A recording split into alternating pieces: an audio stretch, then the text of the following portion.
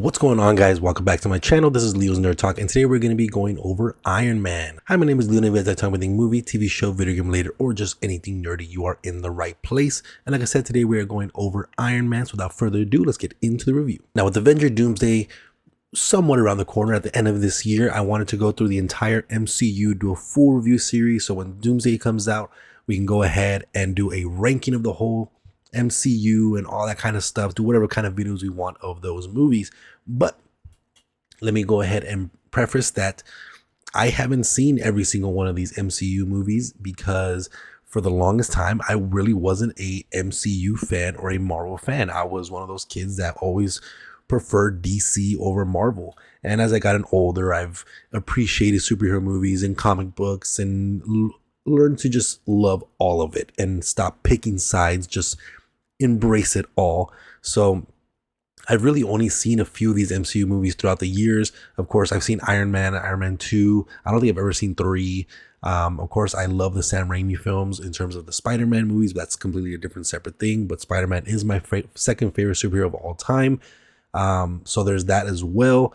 But overall, in terms of the actual MCU, I have a ginormous blind spot because of my disdain for it growing up. So I really wasn't there for all the big events like the first Avengers or anything like that. I was there for Endgame and Infinity War, but at the time I still haven't caught up with everything yet. So it is, again, a very big blind spot for me. And so I feel like this would be a very fun little review series to go over all 30 something movies in this timeline. But with that being said, let's go ahead and get straight into my pros. And start on the pros. This movie just holds up so well. You have a character with Robert Downey Jr. as Tony Stark, who is probably in conversation of being the best casting for a superhero of all time.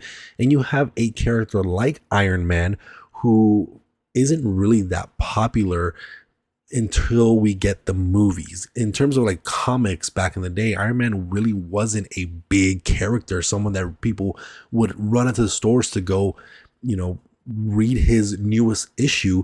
It wasn't until the MCU that this character became so popular, and that has a big thing to do with Robert Downey Jr.'s portrayal of this character and how amazing and charismatic he is, even though in this first movie he can be kind of an asshole, but there's still something endearing about it. And again, you just have this person who is just this selfish billionaire genius.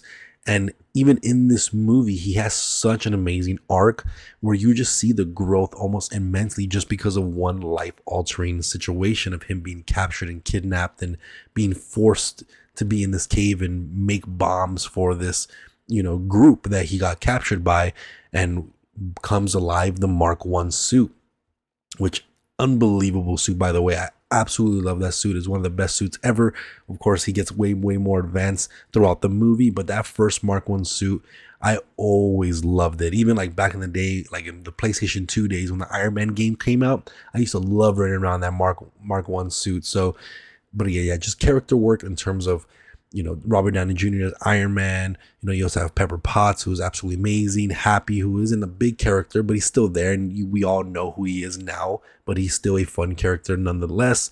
And yeah, then even like the villain, well, I don't think it's the greatest villain in terms of what we see in Iron Man go against. I do still think there is some depth there, and especially how you feel like he was supposed to be a friend for Tony, but secretly just going behind him and trying to undermine him and trying to take him out of his own company.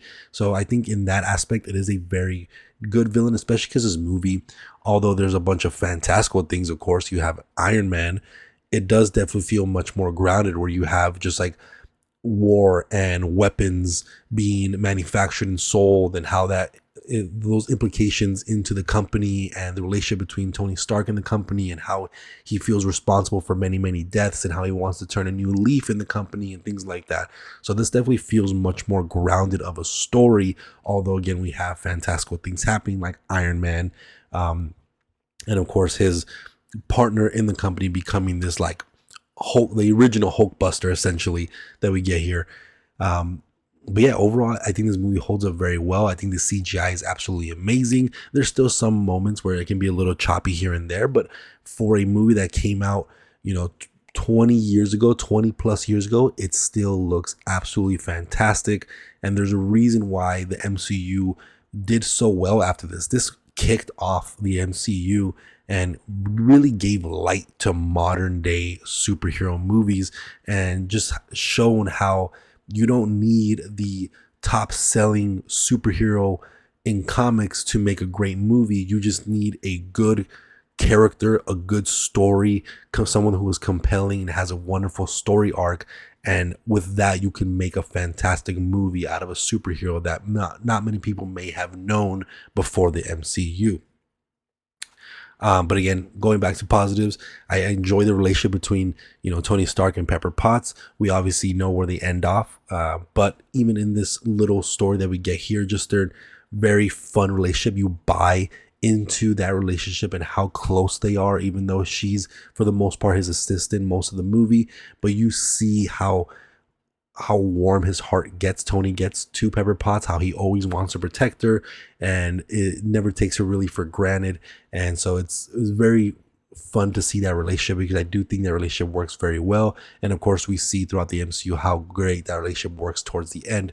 But overall, you definitely buy into the relationship. I think the performances between them are absolutely amazing for you to care for them in such a quick instant, where you don't really question how close they are throughout this entire movie, even though we don't get too much of them really interacting, just little moments here and there. And those moments mean so much to the story, which is amazing. Battle sequences, flight sequences, all amazing. Again, going back to the CGI, it looks absolutely incredible. All the flying sequences are amazing. Of course, we have a wonderful soundtrack, such a really good soundtrack that just fits this character so well.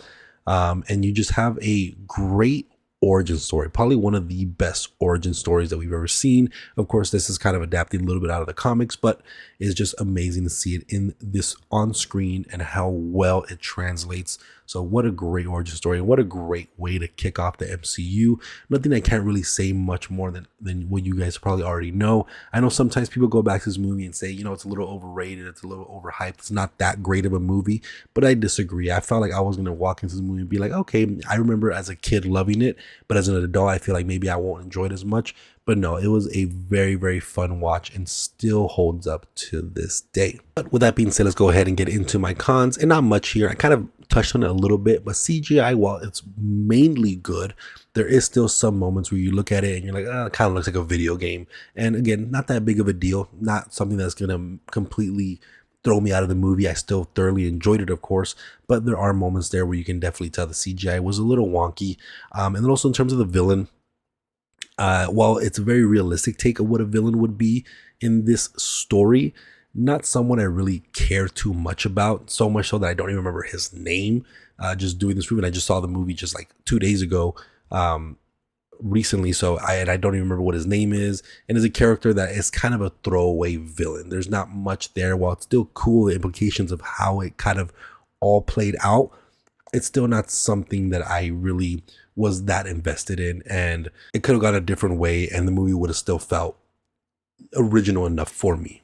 But overall, I think this movie is still a great superhero movie, still holds up to this day. It paved the way for the MCU, it paved the way for modern superhero movies. So for me, this absolutely holds up. No need to really go into too much detail. You guys know what this movie already is, but I am very, very excited to continue on through this MCU run and go over every single movie in preparation for Doomsday. And I will also do a full Spider-Man review series when getting closer to Spider-Man Brand New Day, or whatever it's called.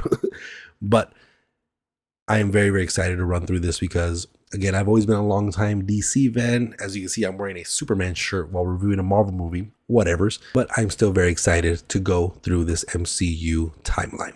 But that is going to be it for this one, guys. Let me know what you guys think about Iron Man in the comment section down below. Does it still hold up for you guys, or you think this is kind of old news and a movie that as a kid was awesome, but it's really not that great nowadays? But again, if you guys have time to think movie, TV show, video game related, or just anything nerdy, you are in the right place. Make sure to like and subscribe button. I'll see you guys on the next video. Thank you.